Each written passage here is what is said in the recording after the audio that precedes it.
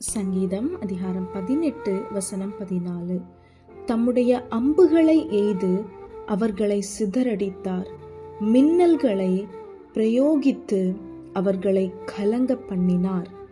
உங்களுக்கு விரோதமாக கூட்டம் கூடுறாங்க, உங்களுக்கு விரோதமாக ஒரு கூட்டம் ஜனங்கள் எழும்பி திட்டம் போடுறாங்க, உங்களை அழிக்கும்படி, உங்களை நிர்மூலமாக்கும்படி, உங்கள் ஆசிர்வாதங்களை பிடுங்கும்படி.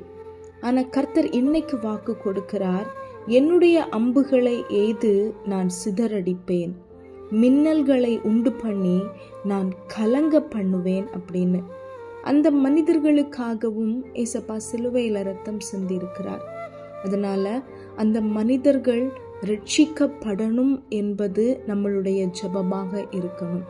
அவர்களும் இயேசுடைய அன்பை அறிந்து கொள்ளணும், அவங்களும் ஏசப்பாவை நோக்கி பார்க்கணும், பரலோகத்துக்கு வரணும். இது நம்ம ஜெபமாக இருக்கணும்.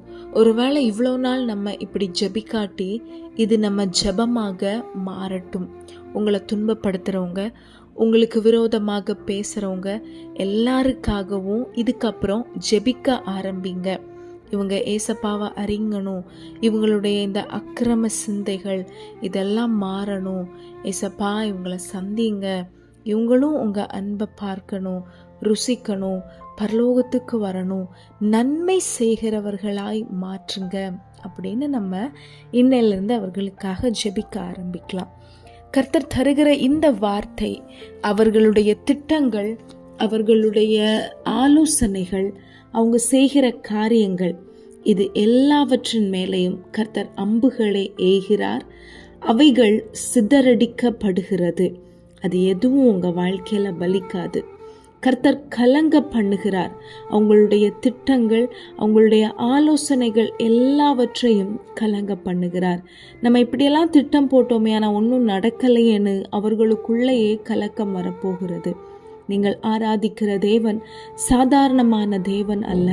அவர் சும்மா எல்லாம் வாக்குத்தத்தம் தரவும் இல்லை, ஆசிர்வாதங்களை உங்கள் தலையின் மேலே வைக்கவும் இல்லை.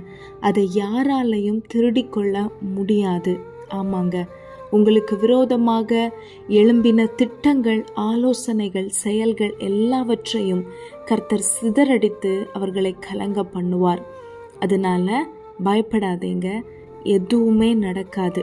ஒவ்வொரு நாளும் ஏசப்பாவுடைய இரத்தத்துக்குள்ள என்னையும், என்னுடைய ஆசிர்வாதங்கள், கர்த்தர் எனக்கு தந்த நன்மைகள், எனக்கு உண்டான எல்லாவற்றையும் உடைய இரத்தத்தினால எங்கள் ஒவ்வொருவரையும் கழுவி உடைய இரத்த கோட்டைக்குள்ள மூடுங்க. உம்முடைய அக்கினி மதில் எங்களை சுற்றிலும் இருக்கட்டும். கர்த்தர் எங்களுக்கு தந்த இந்த ஆசிர்வாதங்களை திருட, இந்த சமாதானத்தை, இந்த சந்தோஷத்தை, சில ஆசிர்வாதங்களை கர்த்தர் உங்களுக்கு தந்திருப்பாங்க. உங்கள் பேரில் சில வீடுகள், சில நிலங்கள், அதை பறிக்கும்படி நிறைய பேர் திட்டம் போடுறாங்க. அது உங்களுக்கு தரப்பட்டது, அநியாயமாக நீங்கள் வாங்கலை, உங்களுக்குன்னு தரப்பட்டது. அதை யாராலையும் பிடுங்க முடியாது, யாராலையும் பறித்து கொள்ளவும் முடியாது. ஏசப்பா இது நீங்கள் எனக்கு தந்தது, நீங்கள் தந்த ஆசிர்வாதத்தை யாராலையும் திருட முடியாதுன்னு நீங்கள் ஒவ்வொரு நாளும் ஜெபிக்கணும். சரி இதுதானே போயிட்டு போகுது அப்படின்னு விட்டுறக்கூடாது.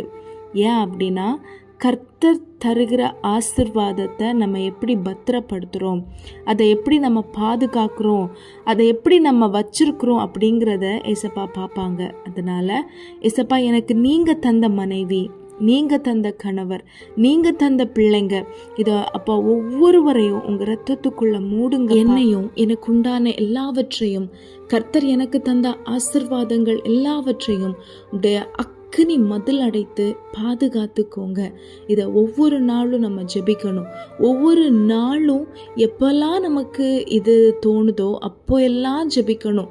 நம்ம வார்த்தையில் சொல்லிகிட்டே இருக்கணும், ஏசப்பா உங்கள் ரத்தத்துக்குள்ளே மூடுங்க, அக்கினி மதில் அடைத்து பாதுகாத்துக்கோங்க, தேவ பாதுகாப்பு உண்டாகட்டும். இதை நம்ம சொல்லிகிட்டே இருக்க கர்த்தர் நமக்காக கிரியை செய்வார். ஆமாங்க, கர்த்தர் சிதறடிப்பார், கர்த்தர் கலங்க பண்ணுவார். ஒன்றும் உங்களை சேதப்படுத்த முடியாது. கர்த்தர் தருகிற இந்த வார்த்தைக்காக, வாக்குத்தத்தங்களுக்காக நன்றி சொல்லுங்க. இன்னைக்கு ஃபுல்லாக நம்ம சொல்லிகிட்டே இருக்க போகிறோம். அப்பாவுடைய இரத்த கோட்டைக்குள்ள அக்கினி மதில் அடைத்து நம்மையும் நமக்குண்டான எல்லாவற்றையும் ஏசப்பா பாதுகாப்பாங்க. நீங்க பயப்படுற மாதிரி எதுவுமே நடக்காது. கர்த்தர் உங்களுக்கு தந்த உங்களுடைய மனைவி, உங்க கணவர், உங்க பிள்ளைங்க, உங்களுக்கு கர்த்தர் தந்த வாகனங்கள், ஆசிர்வாதங்கள் எதையும் யாராலையும் உங்களிடத்திலிருந்து பறித்து கொள்ள முடியாது. கர்த்தர் உங்களுக்கு துணை நிற்கிறார். ஆமேன். Have a blessed day. God bless you.